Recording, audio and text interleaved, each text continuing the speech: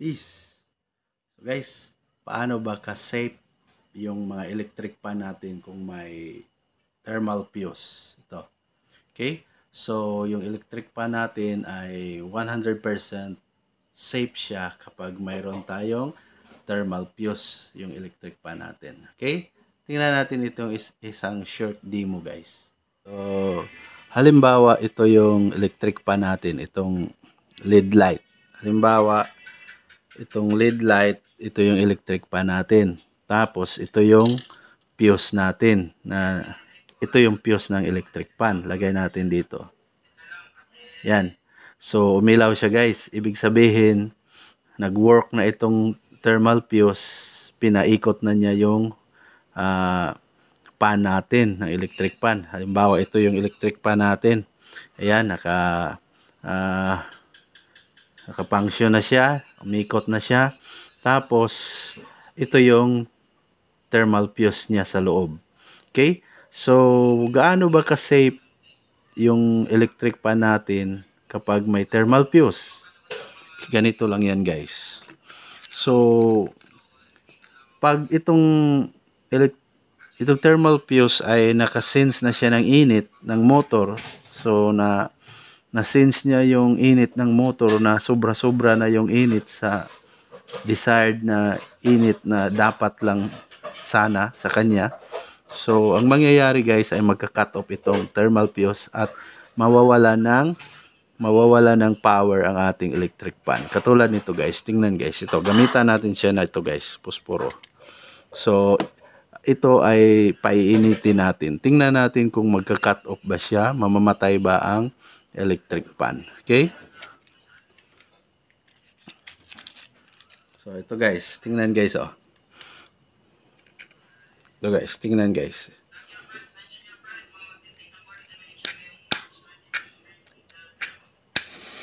Yan guys.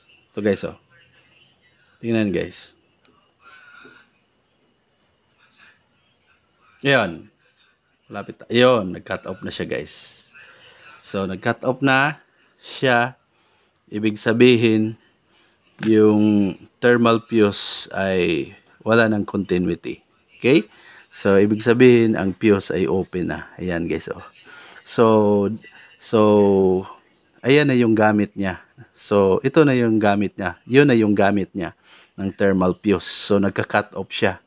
Dahil ang isang linya ng easy cord ay naka-direct dito sa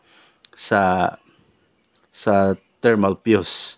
Tapos, pag ang thermal fuse ay nag-cut off, automatic mawawala ng supply ang motor ng ating electric pan. So, kapag nangyari ang ganon, mawala ng supply ang ating motor. So, pag nawalan siya ng supply, so ibig sabihin guys, ay nag-cut off na itong thermal fuse. Itong thermal fuse ay nag-cut off na. Tapos, safe na yung appliances natin. Safe na yung motor natin dahil hindi siya totally nasusunog dahil sa thermal fuse na ito. Okay guys? Sana may intindihan tayo dito sa konting explanation natin. Tapos, ito pa siya guys, oh. Sa rice cooker guys. Rice cooker ito. So, ganun din siya guys. Ayan guys, oh. So, dito guys. Ganun din ito yung trabaho niya guys. So, ayan. So, yan. Ganyan din yung sa rice cooker. Pag nakasense siya ng init, magka-cut off din ito guys. Ayan. 185 degrees Celsius, 10 amperes. Pag lumagpas na ng 185 degrees Celsius, ang init, magka-cut off din siya. So guys, sana may nakuha tayo dito. Sana may napulot tayo dito.